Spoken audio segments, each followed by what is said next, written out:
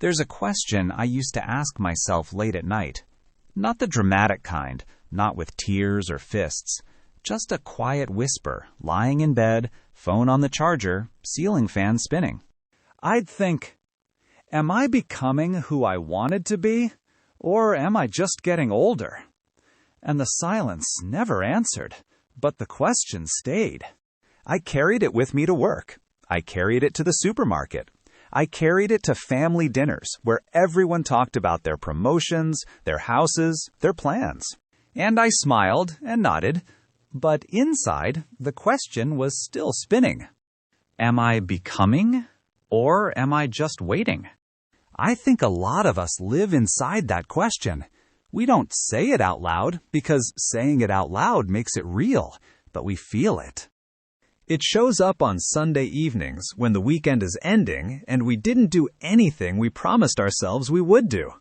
It shows up when we see someone our age achieving something we secretly dreamed about. It shows up when we look in the mirror and realize we don't recognize the person looking back. Not because they look older, but because they look quieter, like they've stopped asking for things, like they've learned to want less so they won't be disappointed. And maybe you've done that too. Maybe you've trained yourself to stop wanting. But here's what I'm learning. Wanting isn't the problem.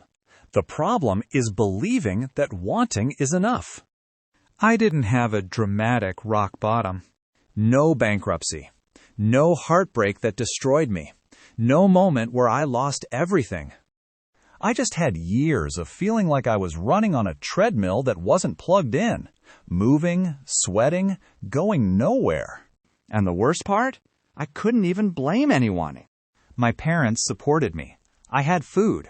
I had a roof. I had opportunities. So why did I feel so behind? I thought something was wrong with me. Maybe I was just lazy. Maybe I didn't want it enough. Maybe I was broken in a way that couldn't be fixed. I tried the aggressive motivation stuff.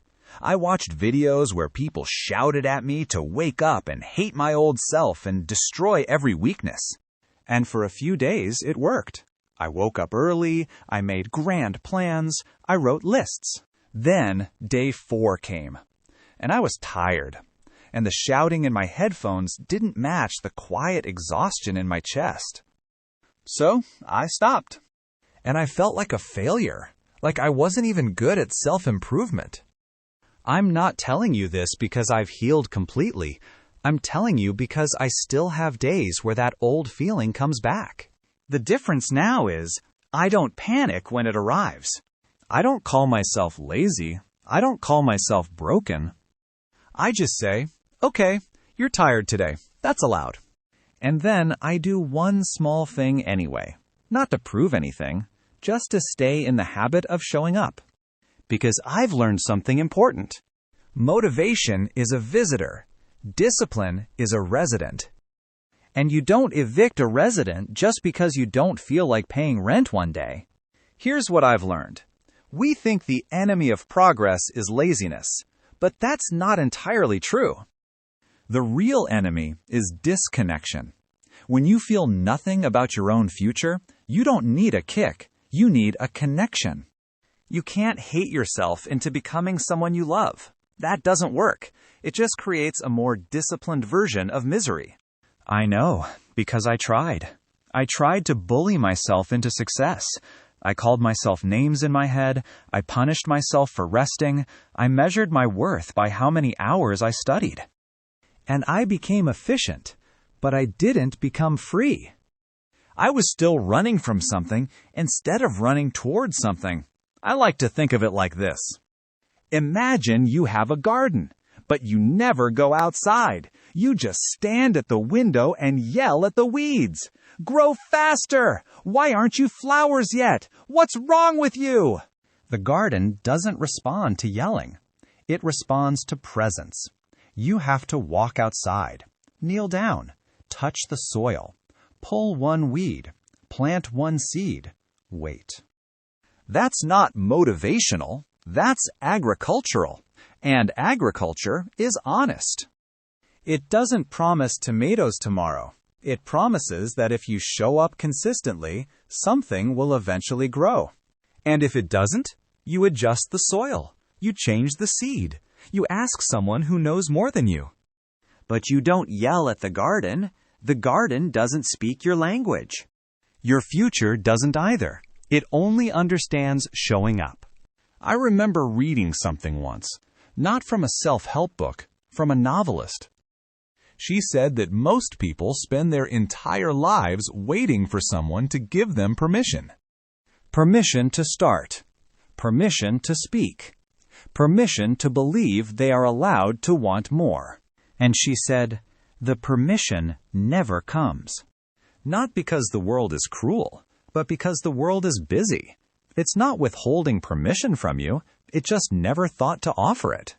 So you have to write it yourself.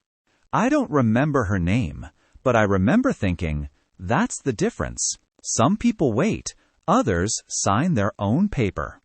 There's another person I think about sometimes, not famous, just someone I knew when I was younger. He was a security guard at a building where I worked. Every night, after everyone left, he would take out a small notebook and write. Not emails, not reports, just his own thoughts, in English, his second language. I asked him once why he did it. He said, because I want to be a writer. And I thought, if I wait for someone to pay me to write, I'll wait forever. So I pay myself. I give myself the job. He never became a famous novelist, but he finished 3 notebooks that year. And I think that's a kind of success we don't talk about enough. The success of not waiting. The success of giving yourself the thing you're begging the world to give you. 2 years ago, I was living in a small apartment near a busy market. Every morning, I heard the vegetable seller outside my window arranging his cart, the sound of wooden crates stacking, the clank of his metal scale. I hated that sound. It meant the day was starting, and I wasn't ready. One morning, I couldn't sleep, so I went outside and bought tomatoes from him. He didn't speak much English. I didn't speak much of his language, but we communicated with hands and smiles. I pointed. He nodded. I paid. He weighed. I left. And then I stopped. I stood there on the street in the morning, holding a bag of tomatoes, watching him arrange the rest of his cart. And I realized, this man wakes up before dawn every single day. He doesn't wait for motivation. He doesn't wait for the perfect time. The vegetables arrive. He arranges them. That's his life. I'm not saying you need to become a vegetable seller, but I am saying the tomatoes don't care how you feel. They just need to be stacked. That morning, I went back inside, made a simple omelet, and opened my English book. Not because I was inspired, because I was awake and the tomatoes were already sold. I thought about that man many times after, especially on mornings when I didn't want to study, especially on evenings when I felt like I hadn't made any progress. I imagined him waking up in the dark, washing his face with cold water, loading his cart, walking to the market. Does he feel like it every day? Probably not. Does he do it anyway? Yes. And that's not motivation. That's just life.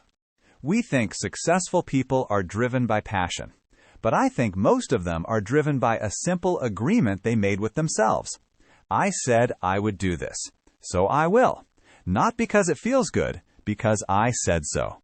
Let's look at 3 words connected to this idea of showing up, even when you don't feel ready. Show up. This phrasal verb means to arrive, especially when you're expected.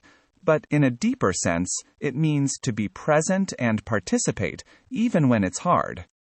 Example: I didn't feel like studying, but I showed up and opened my book. Extended example: she shows up for her team even when she's exhausted. That's why they trust her. Permission. This noun means allowing someone to do something, but often we wait for permission that never comes.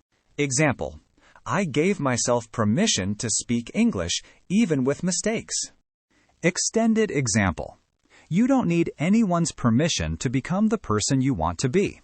The application form is in your own hands. Disciplined. This adjective describes someone who does what they decided to do, even when they don't want to.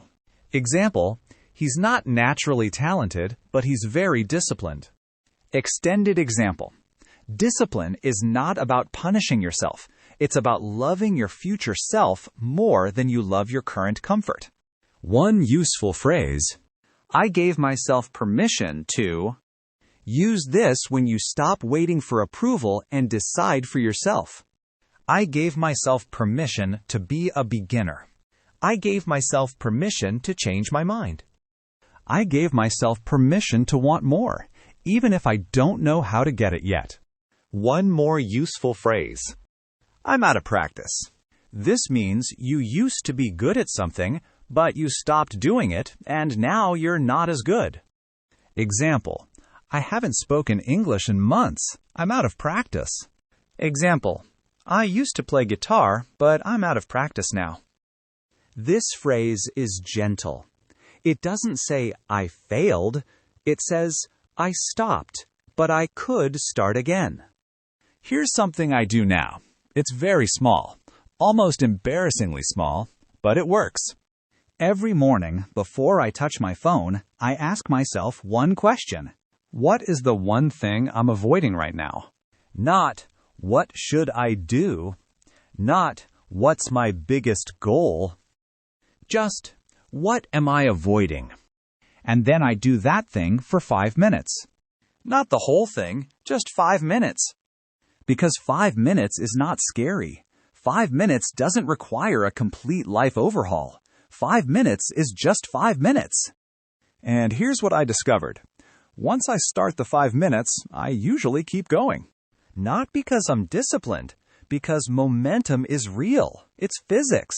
Objects in motion stay in motion, and humans are objects. Your challenge today. Right after this video, do one thing you've been postponing. Not the big thing, just the small thing you keep moving to tomorrow. Reply to that message. Wash that dish. Open that document. Write one sentence. And after you do it, say this out loud. I showed up today. That's it. You don't need applause. You just need to notice that you moved, even a little. If you want to go deeper, try this for 1 week. Every evening, write down 3 things you showed up for that day. Not 3 achievements, 3 moments of presence. Example. I showed up for my morning coffee without looking at my phone. I showed up for the conversation with my mother, even though I was tired. I showed up for my English practice for 7 minutes. That's it. No grades, no scores. Just noticing. Because what we notice, we nurture, and what we nurture grows. I used to think that becoming disciplined meant becoming cold. Like I had to kill the soft part of myself. The part that gets tired. The part that wants to rest. The part that cries during movies. But I don't believe that anymore. I think discipline is not the absence of softness. It's the decision to carry it with you while you walk. You don't have to hate your past self to become better. You just have to understand why he did what he did. He was scared. He was tired. He didn't know if anyone was watching. And now you're here. And you can say, it's okay, I'll take it from here. That's not a battle cry, that's just kindness. And surprisingly, kindness is more sustainable than rage. Rage burns fast. It gives you 3 days of intense energy, then leaves you empty. Kindness gives you a slow, steady warmth. It doesn't promise instant transformation. It promises that you will still be here tomorrow, and the day after, and the day after that. And that consistency is more powerful than any explosion. I think about this when I don't want to study. I don't shout at myself anymore. I don't say, you're so lazy, why can't you just focus? I say, you're tired. That's okay, but let's just do 5 minutes. If you still hate it after 5 minutes, you can stop. And you know what? I almost never stop. Because the resistance was never about the task. It was about the pressure I put on myself before even starting. We think we need more pressure, but most of us need less. We need permission to be imperfect, permission to move slowly, permission to try and fail and try again without calling ourselves failures. The world will give you many reasons to be harsh with yourself. You don't need to add to that list. You need to be the one person in your life who doesn't demand perfection, who says, "I see you trying. That's enough for today." Thank you for staying with me until this moment. If you're watching this and you feel like you've been running in place for years, I want you to know something. You are not behind. You are not broken. You are not the exception to the rule of hope. You're just still in the tunnel, and tunnels are dark by design. That doesn't mean they have no end. I've been in long tunnels. Some I'm still walking through. But I've learned that the walking itself is the point, not the speed, not the distance covered, just the walking. Because when you stop walking, the tunnel becomes your home, and you forget there was ever an outside. So keep walking, not because you're sure of the exit, but because stopping is the only real failure. Next time, I want to share something I rarely talk about. It's about the shame I used to feel when people asked me, "What do you do?" and I had no answer, and how I slowly, awkwardly found my way to an answer that felt true. If that sounds like something you felt too, I'd love to have you there. Before you go, here's my question for you. You can answer in the comments or just sit with it quietly. What is one thing you did today that the old version of you would be proud of? It doesn't have to be big. It just has to be true. Maybe you made your bed. Maybe you spoke one sentence in English. Maybe you said no to something that drains you. Maybe you said yes to something that scares you. Maybe you just got out of bed on a day when staying under the covers felt like the only option. Write it down. Say it out loud. Let yourself feel that small pride. Because the old you is still inside you somewhere, and they're watching, and they're rooting for you. They always were. I'll read your answers. I always do. Take care of the person you're becoming. They're already on their way. And they're bringing the tomatoes.